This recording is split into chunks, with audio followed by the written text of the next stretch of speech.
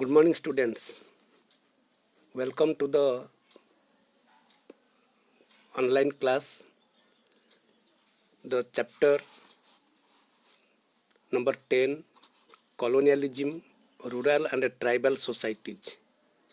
In the previous period or class, we have discussed the part 1 up to the revolts by farmers and the condition of the farmers. Today we are discussing how the colonial rule affect the tribal people and colonialism and the tribal societies. The profitable exploitation of peasants made the British greedier. The profitable exploitation of peasants means the peasants were compelled to cultivate the commercial crops which make the British greedier. Their next target was the tribals of India who lived in the deep forest. Their next target on the tribal people, those who lived in the forest. The tribal people, they fully depend upon the forest because in the forest they cultivate the land and collect the nuts, fruits, roots, leaves, and they also earn their livelihood by the forest product. Their traditional economy was built around the forest. They firmly believed that the forest belonged to them.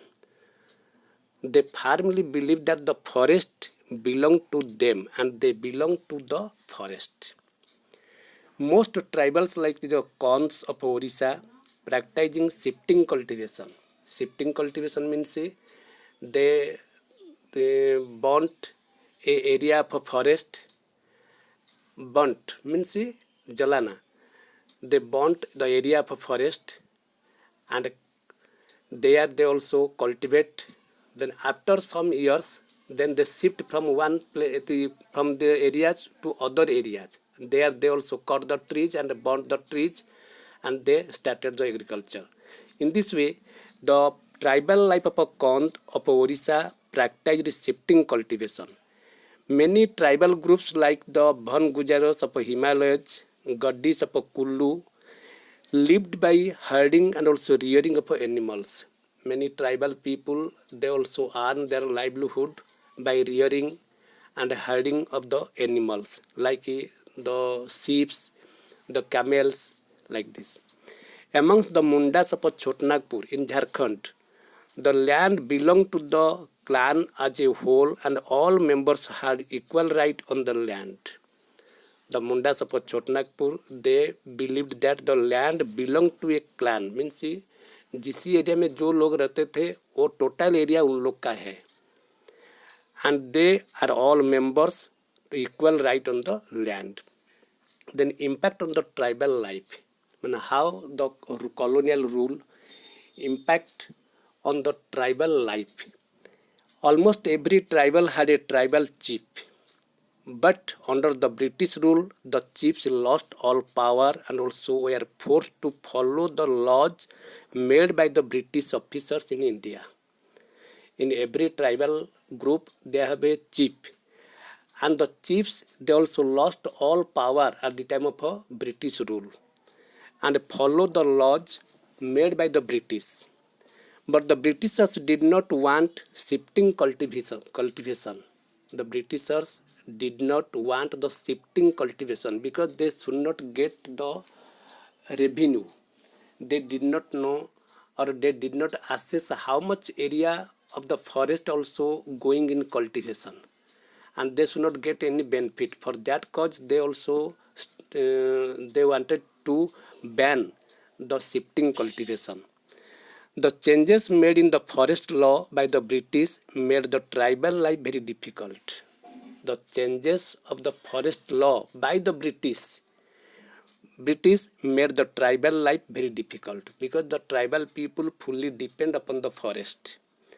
Most of the forests were declared as the state property, especially the reserve forest which produced timber. At the time of the Britishers also divided the forest into three categories. the reserve forest, protected forest, and village forest.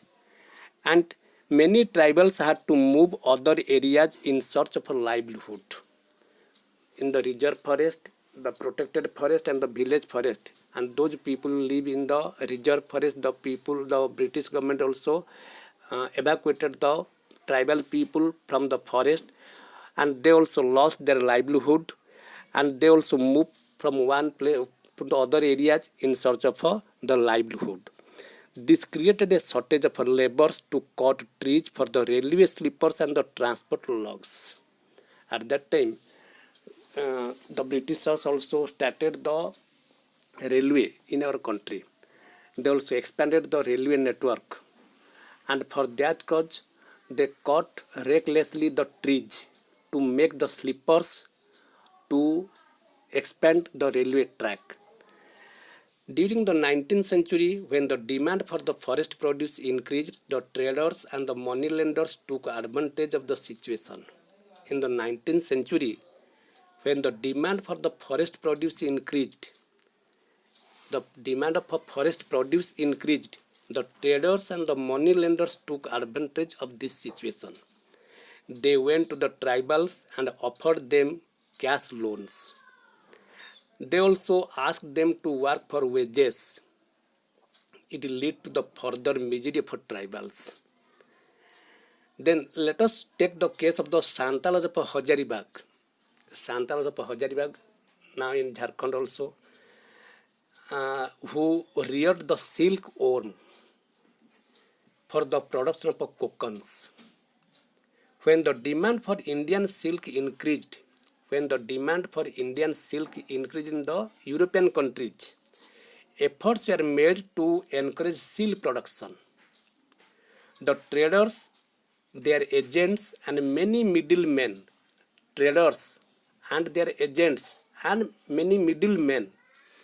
they approached the growers. They gave them cash loan and collected cocoons from them.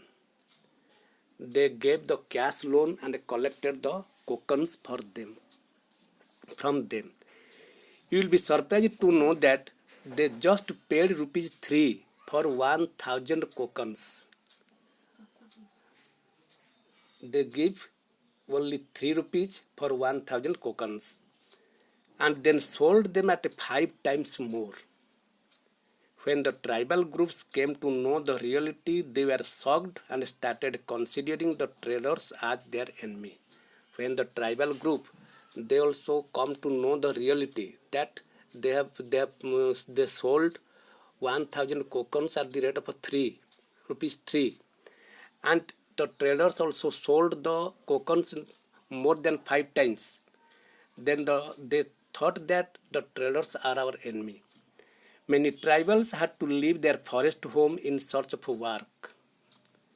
A large number of them were recruited through contractors to work in the tea plantations in far-off areas of Assam. A large number of people, they also moved to the plantation area in Assam through the contractors to work. They were paid low wages and were not allowed to go back home.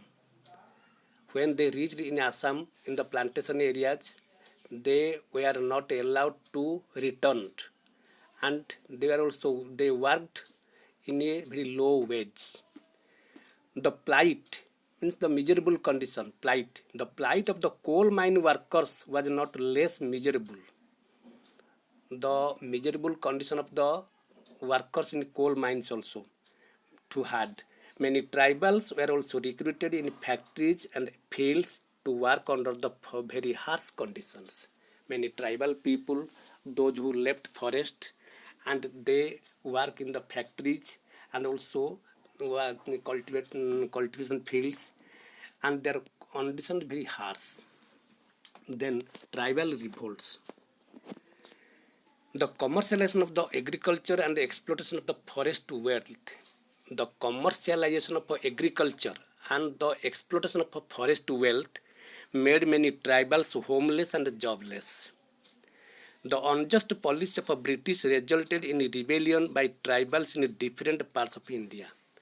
Many in the different parts of India, the tribals also revolted due to the unjust policy of Britishers. Revolt by the Khasis who lived in the Khasi hill of northwest Assam. In northwest Assam, in the hilly areas, a group of people, that is Khasis, they also revolted against the British rule. Took place in 1829. The construction of a road through their land united many Khasi chiefs against the English under the leadership of Bar Manik and Tirut Singh. Under the leadership of Bar Manik and Tirut Singh, the Khasi people also revolted against the British. But the British suppressed their rebellion brutally. Then the Kukis of the hilly region of Manipur, continued attacking the British territory from 1829. In Manipur, one of the tribal group of people, the Kukis, they also continued attacking the British territories, but they were also forced to surrender in 1850. The Kond of Kandhamal near Orissa. In Orissa, the Konds in the Kandhamal district revolted against the British in 1846 due to the fear of being annexed. Means the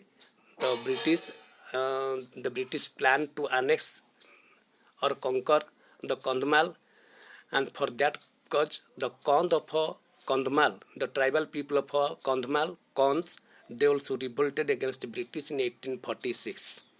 But they could not stand before the mighty of Britishers. The Santalas found themselves quite helpless against the ruthless exploitation and also oppression of the traders and the middlemen. The Santal in Jharkhand. The Santalas found themselves quite helpless against the ruthless exploitation and also oppression of the traders and the middlemen. The traders, the middlemen and the agents. And they were also expecting the British government to safeguard their interest. When nothing was done, they revolted against the Britishers.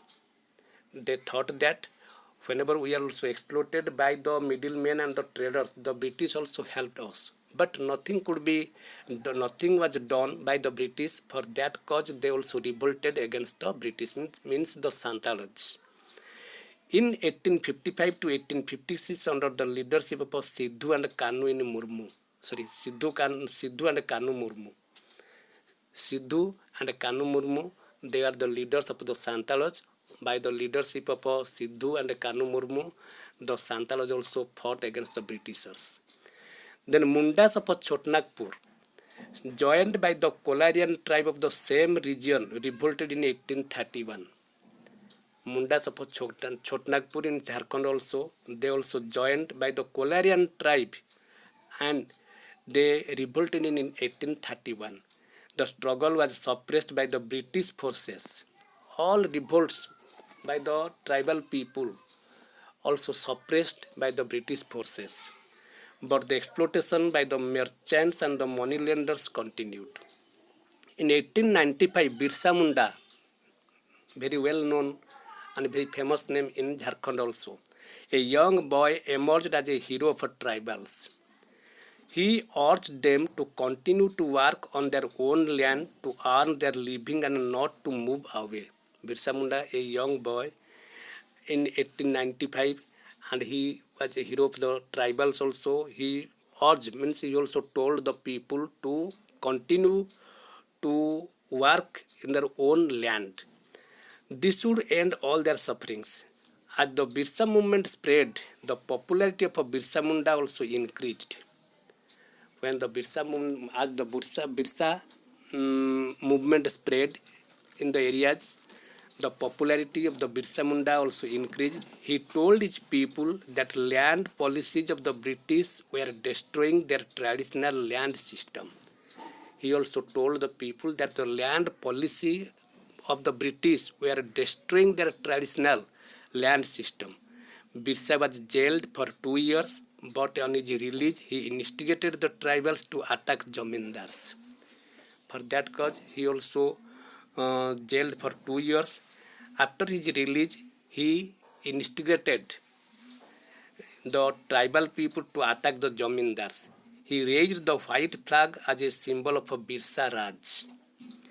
This movement ended in 1900 with the death of Birsa. Then,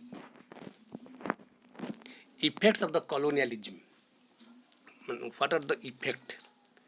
With more and more parts of urban and rural India coming under the rule of East India Company.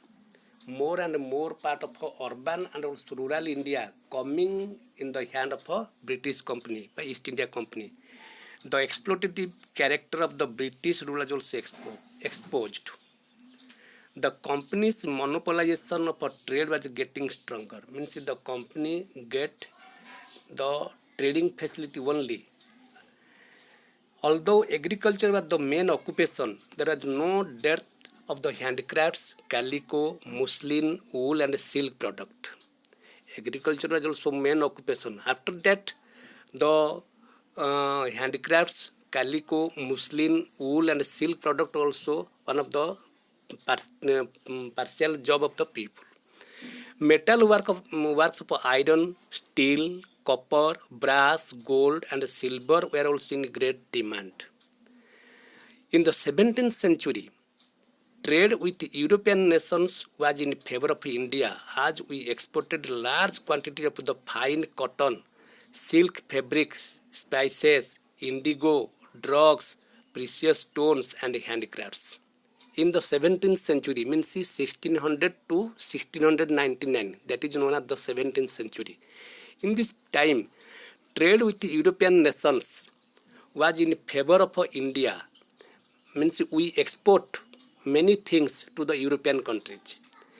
We exported a large quantity of fine cotton, silk fabrics, spices, masala, indigo, जो नील die करने के लिए, कपड़ा die करने के लिए, drugs, precious stones and handicrafts. We export these things to European countries in the 17th century.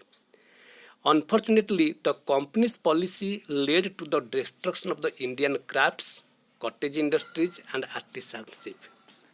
Unfortunately, means after the British East India Company, the British East India Company destroyed the Indian cottage industry, the Indian handicraft industry and artisanship. To safeguard the British cotton industry, Indian silk and cotton textile were destroyed. To safeguard the British cotton industry, Indian silk and cotton textile were also destroyed with the imposition of a very heavy duty on Indian goods. Knowingly, they imposed the heavy duty tax on the Indian goods to destroy the Indian cotton industries. Promotion of a British machine-made articles at cheaper rates and decrease in the princely patronage. Changes in the British trade policy forced the Indian craftsmen and artisans to give up their traditional livelihood. Changes in the British trade policy. They changed the British trade policy so that the finished goods should be available in cheaper rate. And knowingly they destroyed the Indian crafts and also cottage industries. And no doubt the industrial revolution from 1760 to 1830 in Britain and other European countries was also responsible for de-industrialization of the India. The industrial revolution was also main cause to de-industrialization in India. All these factors started the process of running the traditional handicrafts and the decline in the national income of India.